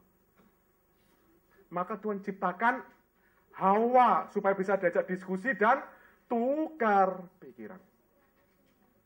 Sudah cara suatu spesifik Tuhan untuk menentukan ini jodoh atau tidak adalah berkaitan dengan discuss. Discuss khususnya melibatkan panggilan, melibatkan pekerjaan Allah. Orang awam tuh ngomongnya itu nyambung dulu. Nyambung, ngerti ya? Bukan kalau ngomong saya dengan Agatha, mikir dulu, habis ini ngomong apa ya? Terus ngobrol, berhenti, break dulu, 5 menit, nggak ngomong apa-apa, diam, terus ngobrol lagi, tapi sambil mikir, itu berarti dia bukan teman diskus yang hangat dan nyaman. Teman diskus yang hangat dan nyaman tuh kayak kalau orang tuh naik sepeda motor tanpa lighting tuh belok terus. Ngerti ya? Tadi bicara mengenai pelayanan, jam 7, jam 10 mau pulang, tiba-tiba udah bicara politik. Loh, dari pelayanan kok bisa politik ya? Ngalir ya? Ngerti maksud saya? Diskus yang nyaman, saudara. Teman hidup itu teman tuh ngobrol, saudara. Bukan teman, namanya teman hidup, itu teman tuh ngobrol. Bukan ngobrol ngawidrol, ngobrol diskus tukar pikiran. Makanya mungkin, kalau Anda belum dapat jodoh sampai sekarang, mungkin loh ya, saya tidak berani memastikan, dalam hal ini Anda belum terbuka dalam hal komunikasi. Begitu ya, maka Anda mesti belajar keterampilan berkomunikasi. Ya, nanti mungkin lain waktu, Departemen Konseling akan membuka satu seminar, communication skill. Pernah kita mengadakan ya, pelatihan communication skill. Itu penting, saudara. Bisa diajak ngobrol. Yang kedua, berikutnya, saya terus, saudara. Saling melengkapi atau menutupi tadi ya, saling melengkapi, satunya pertapa, satunya pembicara. Ya. Saling mendorong, berguna untuk pertumbuhan rohani dan karakter. Belum tentu loh, Agatha dan saya yang sama-sama cinta Tuhan itu efektif saling membangun, belum tentu. Di antara sekian banyak orang, kadang-kadang Tuhan yang tentukan satu, ini yang paling efektif mempercepat pertumbuhan rohanimu. Ngerti maksud saya? Nah ini yang, kalau memang ini yang mempercepat pertumbuhan rohani saya semakin bertumbuh secara karakter dan mencintai Tuhan, mungkin jodoh yang Tuhan berikan. Dan mungkin Tuhan tidak menghendaki jodoh yang tidak membuat kita bertumbuh secara rohani, itu tidak mungkin.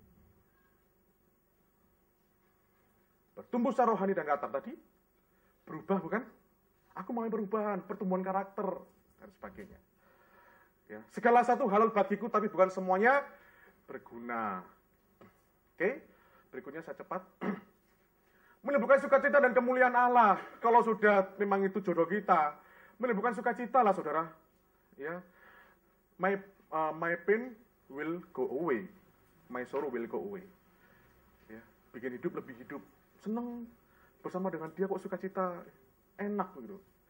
Dan untuk kemuliaan Allah. Berikutnya, ini yang penting. Penutup terakhir adalah yakin. Kalau tadi kita bicara tadi si Marcel, kau tak akan terganti, itu merupakan keyakinan dia. Kamu tak akan terganti. Ada satu keyakinan, hanya engkau. Dan itu kalau bicara keyakinan, saudara, itu bicara iman. Bicara Tuhan yang berbicara, yakin. Gak mungkin Tuhan gak berikan keyakinan kalau itu memang kehendaknya. Gak mungkin, saudara. Yakin. Ya. Pada waktu Tuhan bicara, kamu mesti gak usah adopsi anak, kamu mesti tunduk pada saya. Tapi itu lama, saudara, untuk menantikan itu. Dan pada waktu istri saya hamil, saya juga nggak tahu. Wong istri saya 3 bulan, hamil 3 bulan tuh masih berenang di pantai dan naik lari-lari, saudara, di gunung. Bisa guguran, saudara. Tapi kalau kehendak Tuhan, nggak ngerti, saudara. Tapi ada keyakinan untuk menyertai itu. Hendaklah ia memintanya dalam iman dan sama sekali jangan bimbang. Makanya pertanyaan saya adalah kepada mereka, yakin? Kalau memang itu kehendak Tuhan, pasti. Karena di dalam Yesus adalah ya dan amin. Nggak mungkin berubah-ubah hari ini, ya besok tidak. Ya. Repot ya. Kalau masih ragu, gumulkan lagi. Kalau masih bimbang, terus olor waktu, gumulkan lagi. Sampai Tuhan bicara ya. Tambahan tanda khusus. Kalau yang tadi sudah pasti, oke. Tapi kalau Anda masih ragu, ini perlu ditambah suplemennya. Suplemen pertama apa? Konfirmasi dari orang yang lebih rohani. Kak Iis, Kak Hari, Kak Gun tadi ya. Ivana bilang, kalau Kak Gun lampu hijau, berarti kehendak Tuhan. Konfirmasi dalam masalah itu. Minta orang dewasa rohani mendoakan. Biasanya kalau memang kehendak Tuhan, apa yang kita minta, jawaban Tuhan sama. Kedua, konfirmasi dari teman rohani. Kadang-kadang minta doa, partner doa. Pasti kalau itu kehendak Tuhan, jawabannya sama. Udahlah, kamu sama dia saja. 3, restu dari orang tua, saudara. Kadang-kadang ini perlu menjadi bagian. Kalau memang kehendak Tuhan, kadang-kadang sesuatu tidak mungkin direstui, saudara. Dan yang terakhir, masing-masing pribadi itu bisa saling menerima keberadaan keluarga masing-masing dan bisa menjadi bagian dari keluarga masing-masing. Aku bisa dekat dengan keluarganya dia ya. Itu mungkin konfirmasi dari Tuhan. Ini memang kamu bagian jodohnya dia. Bisa nerima keadaan keluarganya. Gitu ya. Memang dia ada di Kupang ya, dia pasti bisa terima adik-adiknya Ivana ya. Mana adiknya Ivana ya? Anda tahu lah, nanti kan cari sendiri ya. Gitu ya. Pasti ada satu di sini, adiknya ikut kok. Bisa terima bagian, bisa terima dari budayanya, bisa terima dari pola keluarganya. Ya. Oke, saya sampai di sini. Mestinya kita tinggal 5 menit. Ada pertanyaan 1 dan 2? Jawabannya? Iya, tadi ya. Pasti cinta dari Tuhan itu salah satu tanda dari Tuhan. Kadang-kadang kita bisa maksain ya, kehendak kita sendiri. Tidak bisa dibalik. Kalau kehendak Tuhan, pasti ada rasa cinta. Tapi setiap rasa cinta, apakah itu menjadi kehendak Tuhan? Belum tentu. Ya, saya pernah mencintai dulu anak sekretaris PMK saya di Smyrna dulu. Siapa ya? Gak akan pernah tahu karena itu sudah oldies. Cari sampai ketemu gak akan pernah tahu ya. Kecuali yang di belakang satu itu tahu. Nggak tahu siapa. Ada seorang, saya pernah mencintai orang, sekretaris saya, saudara. Cinta setengah mati, saudara, sampai stres, saudara. Tapi apakah itu dikehendaki Tuhan? Tidak. Jadi tidak bisa dibalik ya. Kalau itu kehendak Tuhan, pasti ada rasa cinta. Tapi rasa cinta apa mesti kehendak Tuhan? Belum tentu. Ya, siapa lagi? Ya gini Kak, tadi kan saya ngikutin dari apa yang Kakak sampaikan, seperti ya, tapi saya melihat sepertinya Tuhan ini sudah menetapkan orang ini, jadi kayak tidak ada kriteria yang mungkin kriteriaku itu kok nggak boleh gitu. Rasanya harus submit dengan apa yang Tuhan mau. Gitu. Mungkin nggak kriteria kita masih dipertahankan. Aku mau kayak gini, mau kayak gini. Ada kasus kriteria kita tetap akhirnya diperbolehkan oleh Tuhan jadi bagian daripada kehendaknya. Tapi jelas yang nomor 1 harus kehendak Tuhan. Itu nggak boleh main-main dengan kriteria kita, saudara. Karena tadi Tuhan nggak akan pernah jawab doa kita kalau motivasi kita adalah pokoknya kriteria aku ya putih, langsing, suku ini, pekerjaan ini, gajinya sekian, saudara. Oh nggak pernah. Tuhan tidak akan pernah berbicara pada Anda. Ya, itu jelas. Sip. Ada lagi? Ya, saya mau bertanya, bagaimana dengan konsep pandangan cinta pada pandangan pertama? First love. Boleh nggak orang Kristen first love? Oh boleh menurut saya. Boleh-boleh saja. Ayat firman Tuhan, segala sesuatu halal bagiku. Halal kok itu. Tidak haram. MUI tidak tidak boleh cinta pertama, tidak ada. PGI pun tidak mengeluarkan fatwa. Segala sesuatu halal bagiku, tapi tidak segala sesuatu berguna. Apakah the first sight itu memang kehendak Tuhan? Boleh. Tapi perlu diuji. Ada banyak kasus, saudara. Saya jatuh cinta dulu, baru menguji. Kalau tadi, enggak. Ada perubahan, ada apa, baru jatuh cinta. Enggak sama setiap orang. Tidak sama. Kalau saya terakhir jatuh cinta, termasuk yang terakhir jatuh cinta. Ya. Jadi nggak pernah saya pikirkan. Tidak pernah saya pikirkan. Jadi apakah boleh first love? Boleh. Tapi harus tetap diuji. Ujiannya apa? Ya tadi sudah saya jelaskan. Ya. Kunci terakhir itu tadi ya, Tuhan berbicara ya, keyakinan. Itu kunci terakhir, penutup. Dan itu ya, kalau Anda hubungan pribadi dengan Anda, dengan Tuhan semakin matang, Anda sendiri yang nggak ada rumusnya. Gimana sih Tuhan untuk menentukan supaya Tuhan berbicara, nggak ada rumusnya. Masing-masing pribadi orang beda. Tapi kematangan dewasa rohani itu yang membuat kita bisa peka pada suara Tuhan. Jadi kunci penutupnya adalah kehendak Tuhan secara pribadi.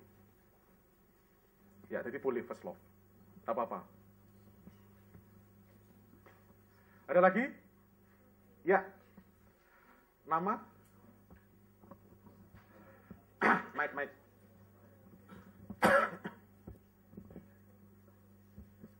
Halo Kak. Ya. Untuk doa, yang saya mau tanyakan adalah, apakah kita salah untuk mendoakan kepada Tuhan secara spesifik? Karena ada beberapa ya orang yang rohani juga bilang kalau kamu tidak meminta secara spesifik pun Tuhan tidak akan tahu kayak gitu. Soalnya itu juga membantu Tuhan kayak gitu kan. Istilahnya membantu istilahnya itu apa ya? Jangan kamu berdoa untuk cuma Tuhan aku minta jujur gitu. Tapi kamu tidak punya sesuatu yang spesifik yang bisa kamu ungkapkan ke Tuhan kayak gitu. Gimana Kak? Boleh, tapi hati-hati saudara. Karena ini jadi begini, kadang-kadang kalau sudah ada seperti itu antara mau menyerahkan terbuka pada pimpinan Tuhan dan agak maksa itu bedanya tipis. Boleh, silahkan, karena itu adalah proses pergumulan. Tetapi yang harus adalah utama adalah terbuka terhadap pimpinan Tuhan. Artinya kita sudah menyiapkan diri. Ya, kalau saya sama orang lain, kehendakmu yang jadi. Kalau itu memang bukan, ya kehendakmu yang jadi. Tapi kita sudah siap, gitu ya. Kadang-kadang kita berdoa sudah nggak siap, gitu ya. Karena hati sudah bicara dulu, kira-kira gitu. Agak sedikit. Jadi boleh. Jadi faktornya yang penting adalah masih terbuka pada pimpinan Tuhan. Itu nomor satu. Kalau kita nggak terbuka pada pimpinan Tuhan, biasanya jarang Tuhan bicara sama kita. Karena sudah agak maksa. Oke, terakhir.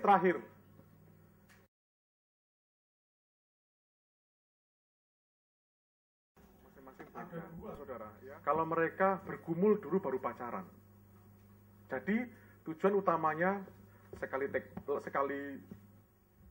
take off, langsung melesat, kira-kira begitu ya. Never come back begitu. Jadi sekali jadi berangkat langsung ke perkawinan. Jadi maunya bergumul dulu. Kalau enggak usah pacaran dulu. Jadi pacaran itu benar-benar satu proses yang memastikan, lebih mengerucutkan kalau mereka. Tapi ada orang punya sistem begini. Pacaran itu menjadi bagian pergumulan. Ya wes, sementing kamu suka, aku suka kan, ya wes kita jalan dulu. Nah di tengah jalan ini, ayo kita cari sama-sama. Kehendak Tuhan, kira-kira kita cocok enggak dan Tuhan mengendaki enggak. Kalau enggak, putus. Nah sekarang Anda yang modelnya bagaimana? Model yang bergumul dulu, sekali pasti langsung, atau ya modelnya pacaran ini menjadi bagian daripada proses menggumulkan. Begitu. Ya, jadi ada dua model. Ya, ada dua model. Gimana? Kalau pacaran bisa putus ya bisa putus. Ada bisa kemungkinan.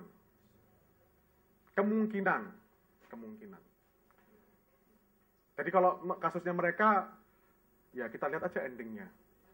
Itu udah bicara masa putus kan ya, masa Tuhan kelimpan kan. Ya, lihat aja endingnya. Ya. Jadi kalau saya prinsipnya pacaran dulu, Kamu suka, aku suka, yuk jalan dulu. Kita gumulkan di depan Tuhan. Baru nanti kalau memang Tuhan sama-sama bicara, ya udah nikah. Kalau enggak, putus. Calon istri saya enggak. Seperti mereka, gumulkan dulu. Makanya saya tuh lama, iya itu lama, saudara.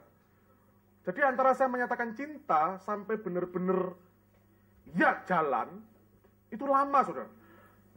Sampai iblis tuh mengatakan, udahlah, terlalu lama, cari yang lain, gitu ya. Tapi untung Tuhan bicara, enggak. Gitu ya, tunggu. Jadi kombinasi. Jadi istri saya menggumulkan sampai benar-benar pasti ini pimpinan Tuhan, baru dia pacaran. Ya, jadi itu yang membuat akhirnya selamat lah ya. Artinya pergumulan kita berdua selamat mungkin karena istri saya dulu seperti itu. Akhirnya sekali jadi kombinasi. Jadi kalau pengalaman saya sekali pacaran jadi langsung ada faktor istri. Karena kalau faktor saya pacaran dulu yang penting bergumul nanti proses. Kira-kira begitu. Ya kalau contoh dari saya jadi akhirnya ya. Jadi.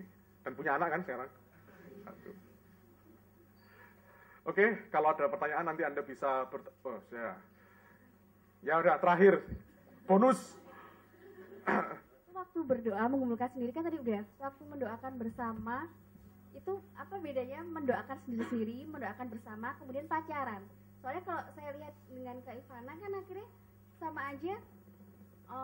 Ketika menggumulkan untuk pacaran kan berarti udah yakin banget. Terus apa dong yang dilakukan waktu pacaran gitu? Kan udah yakin gitu. Masio yang akan lebih bisa menjelaskan. Baik, apa bedanya kalau berdoa sendiri itu memang berkaitan dengan saya dengan Allah. Kenapa pemikiran saya begini, beranjak dari kalau orang pacaran mestinya beranjak dari keyakinan. Nah, keyakinan. Jadi ketika orang pacaran itu dalam rangka satu memang akan menguji keyakinan itu kembali. Apakah bisa dipertahankan keyakinan itu? Terus yang kedua, pacaran itu menyiapkan pernikahan. Saya berpikir begitu. Nah, di dalam masa sendiri itu penting karena ada begitu banyak hal yang bisa menggerakkan kita untuk cepat-cepat pacaran.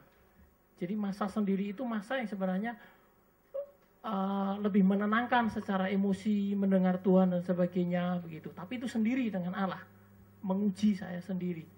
Kalau ngajak berdoa itu berkaitan supaya apa yang saya pikirkan sendiri itu dikonfirmasi ketika saya mulai kenal. Nah, terus apakah dua-duanya Tuhan bicara yang sama untuk menguji itu? Terus kalau pacaran ya itu tadi gitu. Kalau berkaitan dengan pertanyaan Pandu yang tadi, apakah bisa putus?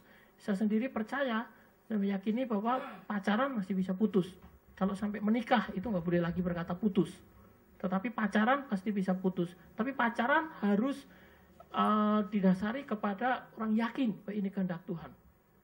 Kalau kemudian putus itu bisa macam-macam. Ternyata keyakinannya goyah, satu begitu. Mungkin memang berarti dia salah menangkap keyakinan. Dan kita harus terbuka dengan itu. Saya dan Ivana terbuka dengan itu.